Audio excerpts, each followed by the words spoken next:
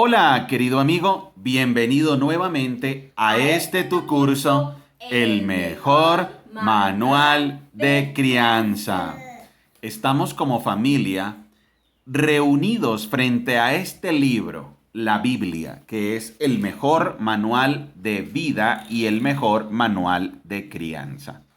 Estamos haciendo un estudio en orden en el libro de Hechos. Realmente estamos estudiando la Biblia en orden. Empezamos el Nuevo Testamento en orden y ya vamos en Hechos capítulo 17. Y vamos a empezar desde el versículo 1. ¿Lo tienes, Dani? Sí. Hechos 17, capítulo 17, versículo 1. Dice así: Más tarde Pablo y Silas pasaron por las ciudades de Anfípolis y Apolonia y llegaron a Tesalónica, donde había una sinagoga judía. ¿Sí ven la estrategia del apóstol Pablo? Como ya lo hemos hablado, el apóstol Pablo llegaba a una ciudad y buscaba una sinagoga y ahí empezaba su predicación. Como era su costumbre, Pablo fue al servicio de la sinagoga y durante 3 días de descanso seguidos usó las escrituras para razonar con la gente. Nuevamente tenemos aquí a lo que ya hemos venido hablando en el libro de Hechos. ¿Qué usaba el apóstol Pablo para razonar? ¿Qué usaba el apóstol Pablo para convencer? ¿Qué usaba el apóstol Pablo para demostrar que Jesucristo es el Mesías y que en él había salvación? La Biblia. Las Sagradas Escrituras. En ese caso, ¿ellos qué tenían ahí? El Pentateuco. El Antiguo Testamento. No solo el Pentateuco. El Pentateuco son los 5 primeros libros de Moisés: Génesis, Éxodo, Levítico, Números y Deuteronomio.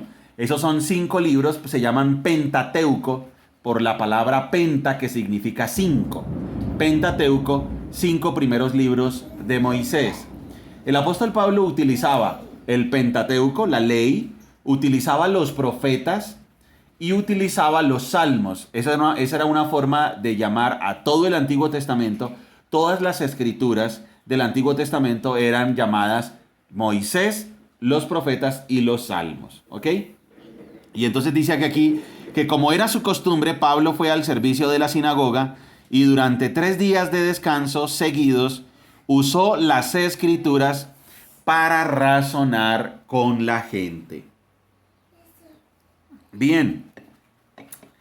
Explicó las profecías y demostró que el Mesías tenía que sufrir y resucitar de los muertos. Decía: este Jesús de quien les hablo es el Mesías. Algunos judíos que escuchaban fueron persuadidos y se unieron a Pablo. A Pablo y a Silas, junto con muchos hombres griegos temerosos de Dios y un gran número de mujeres prominentes. Esto sucedió en Tesalónica. Hay que tener en cuenta que después el apóstol Pablo le escribe una carta a los tesalonicenses. Por eso sabemos que la Biblia tiene unidad, coherencia y lógica, porque la carta de Pablo a los tesalonicenses, primera carta a los tesalonicenses, está conectada con este relato. Que el apóstol Pablo llega a la ciudad de Tesalónica con Silas. Estamos en el segundo viaje misionero del apóstol Pablo. En este caso él ya lleva también a Timoteo con ellos. Por eso cuando leamos primera carta a los tesalonicenses también vamos a encontrar ahí a Timoteo. Y entonces van a la sinagoga y tienen un resultado, y es que varias personas se convierten al cristianismo y se convierten también personas prominentes, se convierten griegos, se convierten judíos. Versículo 5. Entonces ciertos judíos tuvieron envidia y reunieron a unos alborotadores de la plaza del mercado para que formaran una turba e iniciaran un disturbio. ¿Sí ven que ese es un patrón del que ya hemos hablado? Vienen los judaizantes, arman una mentira, un embuste, una calumnia. Un marketing falso. Le tienen envidia al apóstol Pablo y a su equipo de trabajo, alborotan la ciudad y empiezan a perseguirlos. Atacaron la casa de Jasón en busca de Pablo y Silas a fin de sacarlos a rastras y entregarlos a la multitud. Como no los encontraron allí, en su lugar sacaron arrastrando a Jasón y algunos de los otros creyentes y los llevaron al concilio de la ciudad. Tenemos entonces persecución en Tesalónica. Ya tuvieron persecución anteriormente en el capítulo 16, ya fueron perseguidos, ya fueron azotados, metidos en la cárcel, después les pidieron perdón en la ciudad de Filipos. Y ahora llegan a Tesalónica también. Esto es la provincia de Macedonia, al norte de Grecia. Pablo y Silas han causado problemas por todo el mundo, gritaban, y ahora están aquí perturbando también nuestra ciudad, y Jasón los ha recibido en su casa. Todos ellos son culpables de traición contra el César, porque profesan lealtad a otro rey llamado Jesús. Aquí tenemos injurias, ¿no? Mentiras contra los discípulos. La gente de la ciudad y también los del consejo de la ciudad quedaron totalmente confundidos por esas palabras. Así que los funcionarios obligaron a Jasón y a los otros creyentes a pagar una fianza y luego los soltaron. Esa misma noche, los creyentes enviaron a Pablo y a Silas a Berea. Cuando llegaron allí, fueron a la sinagoga judía. Los de Berea tenían una mentalidad más abierta que los de Tesalónica y escucharon con entusiasmo el mensaje de Pablo. Día tras día examinaban las escrituras para ver si Pablo y Silas enseñaban la verdad. Entonces, ellos salen de Tesalónica huyendo y ahora van ¿a dónde? A Berea. Y por favor, aprendamos algo de Berea, de los creyentes de Berea. Dice el relato que ellos tenían una mentalidad más abierta. Eso quiere decir, a ellos les gustaba escuchar primero sin juzgar. Ellos primero querían escuchar. Y entonces ellos escuchaban a ver si era cierto. Y miren lo que hacían. Ellos verificaban en las Sagradas Escrituras para saber si lo que estaba enseñando Pablo era verdad o no. Esa debe ser nuestra actitud. Nuestra actitud debe ser como la de los de Berea. Por favor, recordemos siempre esto. Dani, nosotros como familia, amigo, tú que me estás escuchando, nosotros debemos tener esa misma actitud que tuvieron las personas de Berea. ¿Qué actitud? Verificar con las Sagradas Escrituras si lo que los maestros que escuchamos nos enseñan es verdad. ¿Sí? Entonces, nosotros escuchamos a maestros, vienen, nos dan una conferencia, nos hablan acerca del cristianismo, nos hablan acerca del reino, pues nosotros tenemos que verificar con las Sagradas Escrituras si el mensaje es verdad. Voy a volverlo a leer bien para que este capítulo 17, esta escena, este pasaje de los creyentes en Berea nos quede muy clarísimo y que eso se vuelva un hábito en nosotros, Dani. Voy a volverlo a leer, campeón. Estamos en Hechos 17, ¿sí lo tienes?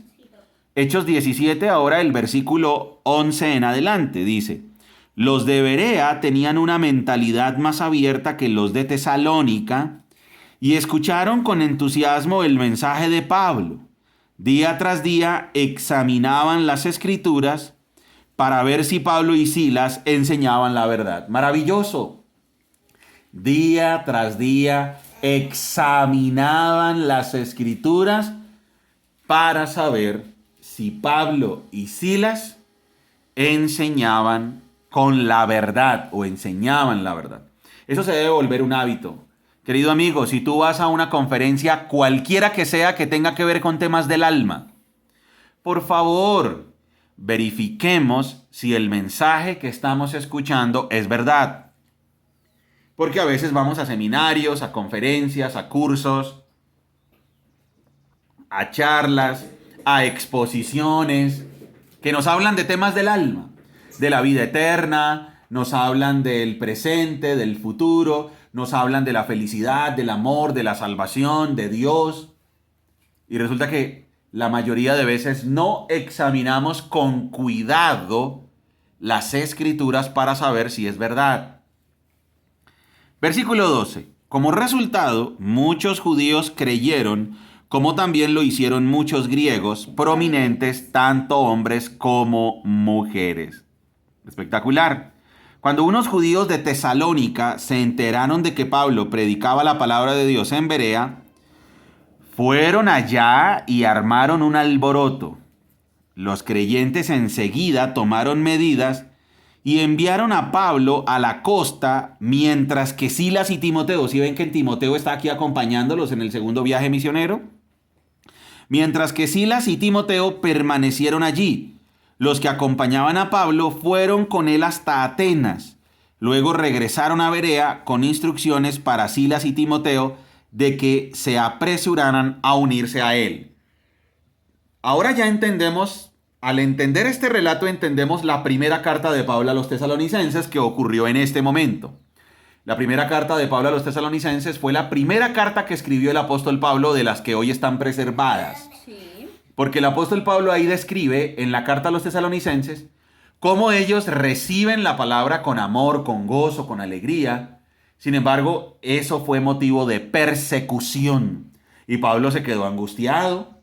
Pablo dijo, bueno, ¿y cómo estarán los creyentes? Y por eso envió a Timoteo para que Timoteo, al regresar, le llevara al apóstol Pablo un informe de cómo estaban ellos. Y Timoteo le trajo al apóstol Pablo unas excelentes noticias de que eran una iglesia que se había mantenido firme en la fe a pesar de la persecución. Maravilloso. Interesante. Vamos ahora con el versículo 16. Capítulo 17, versículo 16. Pablo predica ahora en Atenas. Todo esto está ocurriendo en Grecia, en Macedonia, que queda al norte, donde está Filipos y Tesalónica, y ahora va al sur, donde queda Acaya, ahí queda Atenas y también queda Corinto. Dice, mientras Pablo los esperaba en Atenas, se indignó profundamente al ver la gran cantidad de ídolos que había por toda la ciudad. Iba a la sinagoga para razonar con los judíos y con los gentiles temerosos de Dios, y hablaba a diario en la plaza pública con todos los que estuvieran allí. También debatió con algunos filósofos epicúreos y estoicos. Cuando les habló acerca de Jesús y de su resurrección, ellos dijeron, ¿qué trata de decir este charlatán con esas ideas raras? Ahora aquí con esta frase entendemos lo que Pablo después escribe en la primera carta a los Corintios, donde él dice que el evangelio para los sabios de este mundo es locura. Entonces, claro, cuando los sabios, los filósofos, los disputadores de este siglo escuchan el mensaje de la cruz, para ellos es una locura, es un disparate. Muy bien. Y entonces aquí él está debatiendo con los epicúreos y con los estoicos. Eran dos corrientes filosóficas. Otros decían, parece que predica de unos dioses extranjeros. Entonces lo llevaron al concilio supremo de la ciudad. Ven y háblanos sobre esta nueva enseñanza, dijeron. Dices cosas bastante extrañas y queremos saber de qué se trata. Cabe explicar que todos los atenienses, al igual que los extranjeros que están en Atenas, al parecer pasan todo el tiempo discutiendo las ideas más recientes. O sea, hay gente que se emociona porque dice, ay, qué chévere. Hay personas que están interesadas en escuchar el evangelio. Pero hay que tener en cuenta que no todo el mundo, no todo el que quiere escuchar la buena noticia es porque está interesado en el mensaje, o porque quiere ir al cielo, o porque quiere transformar su vida, o porque cree en Cristo. ¿Cómo pasa aquí con los atenienses? Ellos simplemente tenían era curiosidad, porque a ellos les encantaba escuchar las enseñanzas extrañas. Cualquier persona que llegara con una enseñanza extraña, decían, bueno, pues escuchémoslo, qué rico, algo nuevo, una novedad. Dice, cabe explicar que todos los atenienses, al igual que los extranjeros que están en Atenas, al parecer pasan todo el tiempo discutiendo las ideas más recientes. Versículo 22. Entonces Pablo, de pie ante el concilio, les dirigió las siguientes palabras. Hombres de Atenas, veo que ustedes son muy religiosos en todo sentido. Porque mientras caminaba, observé la gran cantidad de lugares sagrados y uno de sus altares tenía la siguiente inscripción. A un Dios desconocido. este Dios a quien ustedes rinden culto sin conocer, es de quien yo les hablo. Él es el Dios que hizo el mundo y todo lo que hay en él. Ya que es el Señor del cielo y de la tierra, no vive en templos hechos por hombres. Y las manos humanas no pueden servirlo porque Él no tiene ninguna necesidad. Él es quien da vida y aliento a todo y satisface cada necesidad. De un solo hombre creó todas las naciones de toda la tierra.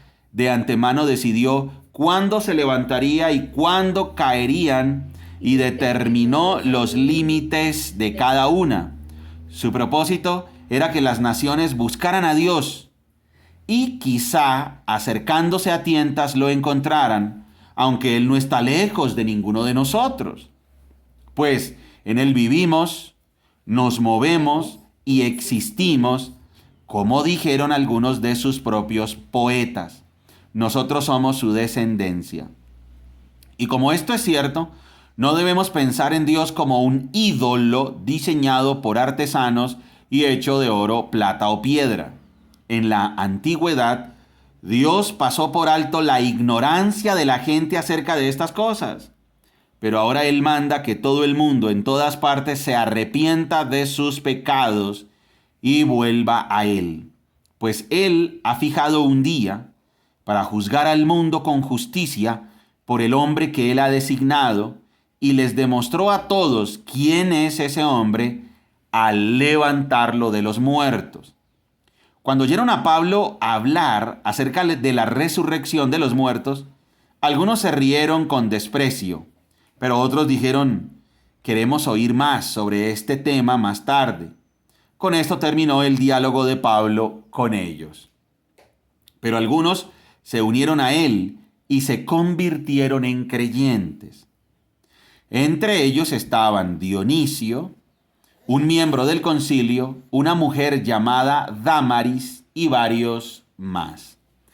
Aquí tenemos algo bien interesante. El apóstol Pablo llega a Atenas, una ciudad llena de idolatría y de paganismo. Él estaba totalmente indignado porque la idolatría gobernaba la ciudad. Era tanta la idolatría que había un altar hasta para un dios no conocido. O sea, los atenienses decían, bueno, pues si se nos queda algún dios por fuera, pues hagámosle también un altar. El dios X. Y entonces el apóstol llega y se reúne con ellos a hablar, lo invitan al Areópago, se reúnen todos porque les encantaba escuchar enseñanzas. Pero ¿desde dónde empieza el apóstol Pablo? Y esto quiero que lo tengamos en cuenta. El apóstol Pablo arranca desde el conocimiento que que él tenía de ellos. O sea, él primero los conoció a ellos. O sea, él primero verificó quiénes eran ellos, en qué creían, cuáles eran sus corrientes filosóficas. O sea, se interesó por ellos, los conoció.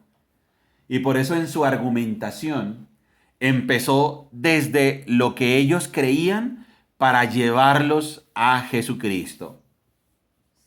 O sea, el apóstol Pablo primero analizó cómo era su cultura, quiénes eran, en qué creían, y teniendo en cuenta ese conocimiento, los llevó a la verdad, al evangelio. Y como pasaba en todas partes a donde él llegaba, y como pasa en todas partes a donde llega el evangelio, pues resulta que unos lo rechazan y otros pocos lo aceptan. Y dice que entre ellos dice, pero algunos se unieron a él y se convirtieron en creyentes, en el versículo 34. Entre ellos estaba Dionisio, un miembro del concilio, una mujer llamada Dámaris y varios más. Interesante, el ministerio del apóstol Pablo está en su segundo viaje misionero. Capítulo 18. Después Pablo salió de Atenas y fue a Corinto. Allí conoció a un judío llamado Aquila, nacido en la región del Ponto, quien estaba recién llegado de Italia junto con su esposa Priscila. Ellos también van a ser nombrados en las cartas. Por eso sabemos que la Biblia tiene unidad, coherencia y lógica. habían salido de Italia cuando Claudio César deportó de Roma a todos los judíos. Aquí el autor nos está dando un dato histórico, geográfico y cultural. Por eso tengamos en cuenta que la Biblia no es un libro místico, sino que la Biblia es un libro absolutamente veraz. El libro de Hechos de los Apóstoles nos quiere mostrar que estos sucesos son verídicos y por eso nos da tantos datos. Dice, recién llegados de Italia junto con su esposa, Priscila, habían salido de Italia cuando Claudio César deportó de Roma a todos los judíos, un hecho histórico. Pablo se quedó a vivir y a trabajar con ellos porque eran fabricantes de carpas al igual que él. Miren, ¿a qué se dedicaba el apóstol Pablo, Dani? A construir carpas igual que Aquila y Priscila. O sea que, ya entendemos por qué en las cartas, cuando ya leamos las cartas, nos vamos a dar cuenta que el apóstol Pablo les dice a ellos, los insta, los anima a que trabajen con sus propias manos. Le dice a los creyentes, miren, sigan mi ejemplo. Yo trabajé día y noche con mis propias manos para darles ejemplo de que uno debe ganarse su alimento y uno debe antes trabajar para ayudar a los necesitados. El apóstol Pablo entonces vivía, se sustentaba, suplía sus necesidades de fabricar carpas. Capítulo 18, versículo 4. Cada día de descanso, Pablo se encontraba en la sinagoga tratando de persuadir tanto a judíos como a griegos. Nuevamente, Pablo está en Corinto. ¿Y a dónde va a predicar siempre primero? A la sinagoga. A la sinagoga. Después de que Silas y Timoteo llegaron de Macedonia, aquí vemos de dónde llegaron Silas y Timoteo. Ellos llegaron a Corinto, llegaron desde Tesalónica, donde los habían perseguido. Pablo pasó todo el tiempo predicando la palabra, testificaba a los judíos que Jesús era el Mesías. Pero cuando ellos se opusieron y lo insultaron, Pablo se sacudió el polvo de su ropa y dijo, la sangre de ustedes está sobre sus propias cabezas, yo soy inocente. De ahora en adelante iré a predicar a los gentiles. Entonces salió de allí y fue a la casa de Ticio Justo, un gentil que adoraba a Dios y que vivía al lado de la sinagoga. Crispo, el líder de la sinagoga, y todos los de su casa creyeron en el Señor. Muchos otros en Corinto también escucharon a Pablo, se convirtieron en creyentes y fueron bautizados.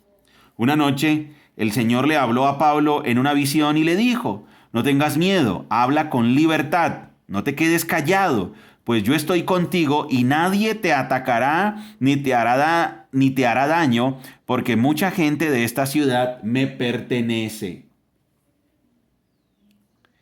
Así que Pablo se quedó allí un año y medio enseñando la palabra de Dios. Cuando Galión llegó a ser gobernador de Acaya, unos judíos se levantaron contra Pablo y lo llevaron ante el gobernador para juzgarlo. Acusaron a Pablo de persuadir a la gente a adorar a Dios en formas contrarias a nuestra ley. Pero justo cuando Pablo comenzó a defenderse, Galión se dirigió a los acusadores de Pablo y dijo, escuchen, ustedes judíos, si aquí hubiera alguna fechoría o un delito grave, yo tendría una razón para aceptar el caso. Pero dado que es solo un asunto de palabras y nombres y de su ley judía, resuélvanlo ustedes mismos. Me niego a juzgar tales asuntos. Así que los expulsó de la corte. Entonces la multitud agarró a Sóstenes, el líder de la sinagoga, y lo golpeó allí mismo en la corte, pero Galión no le dio a eso ninguna importancia. Después Pablo se quedó en Corinto un tiempo más, luego se despidió de los hermanos y fue a Cencrea, que quedaba cerca. Allí se rapó la cabeza según la costumbre judía en señal de haber cumplido un voto. Después se embarcó hacia Siria y llevó a Priscila y a Aquila con él, o sea, ya tenía un equipo grande. Primero se detuvieron en el puerto de Éfeso, donde Pablo dejó a los demás. Mientras estuvo en Éfeso, fue a la sinagoga para razonar con los judíos. Le pidieron que se quedara más tiempo, pero él se negó. Al irse, sin embargo, dijo, si Dios quiere, regresaré. Entonces zarpó de Éfeso. La siguiente parada fue en el puerto de Cesarea. De allí subió y visitó a la iglesia de Jerusalén y luego regresó a Antioquía. Después de pasar un tiempo en Antioquía, Pablo regresó por Galacia y Frigia, donde visitó y fortaleció a todos los creyentes. Aquí vemos entonces que termina el segundo viaje misionero y arranca de una vez el tercer viaje misionero. En el segundo viaje misionero, él visita a Éfeso de una manera muy rápida, muy corta. Pero ya vamos a ver que en el tercer viaje misionero se queda bastante tiempo en Éfeso. Versículo 24. Mientras tanto, un judío llamado Apolos es otro personaje que vamos a ver en las cartas. Lo vamos a ver en primera carta a los Corintios. Mientras tanto, un judío llamado Apolos, un orador elocuente que conocía bien las Escrituras, llegó a Éfeso desde la ciudad de Alejandría en Egipto. Había recibido enseñanza en el camino del Señor y les enseñó a otros acerca de Jesús con espíritu entusiasta y con precisión. Sin embargo, él solo sabía acerca del bautismo de Juan. Cuando Priscila y Aquila lo escucharon predicar con valentía en la sinagoga, lo llevaron aparte y le explicaron el camino de Dios con aún más precisión. Apolos pensaba ir a Acaya y los hermanos de Éfeso lo animaron para que fuera. Les escribieron a los creyentes de Acaya para pedirles que lo recibieran. Cuando Apolos llegó, resultó ser de gran beneficio para los que, por la gracia de Dios, habían creído.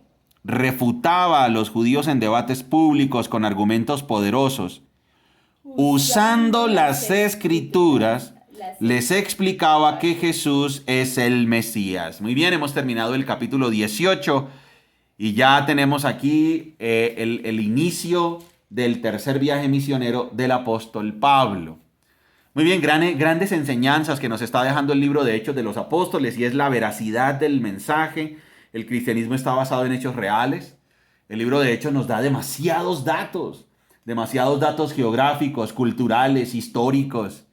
Y por eso podemos decir que la Biblia es fidedigna y la Biblia no se contradice a sí misma. Por eso hay que entender muy bien la cronología y los datos que nos está explicando Hechos, porque esto encaja perfectamente con la siguiente parte del Nuevo Testamento, que son las cartas, donde se explica exactamente de qué se trata el cristianismo. Si alguien quiere saber de qué se trata el cristianismo, tiene que estudiar y conocer muy bien las cartas. Por eso este hilo conductor que nos está llevando por Hechos de los Apóstoles es tan importante. Cuando leamos Romanos, primera y segunda carta a los Corintios, Gálatas, Efesios, Filipenses, Colosenses, Tesalonicenses, primera y segunda carta a Timoteo, Tito, Filemón, Hebreos, etc. Todas esas cartas conectan perfectamente con esta historia. Por eso podemos saber, Dani, que la Biblia tiene unidad, coherencia y lógica. Cuando alguien les diga, bueno, ¿cómo así que la Biblia tiene unidad, coherencia y lógica? Claro, porque tiene unidad, coherencia y lógica en lo histórico, en lo cultural, en el argumento, en la historia, en la cronología, en el mensaje, en la moral. Bueno, es increíblemente lógica. Tiene una estructura muy lógica y tiene un hilo conductor. Bien, por eso, gran enseñanza que nos deja la palabra de Dios. Y es, nuestra fe está basada en la verdad. Recuerda, nosotros no tenemos una fe, no tenemos una fe basada en el misticismo. Una creencia ciega, una creencia ilógica que dice, no, yo creo porque sí, ya. No, nosotros creemos porque la Biblia demuestra ser la verdad. Muy bien, amigo, te felicitamos por llegar aquí. Recuerda que tu fe está basada en la verdad, porque la Biblia es verdad. Recuerda que somos Margie y Daniel, familias saludables, familias que se enfocan en lo importante. ¡Chao!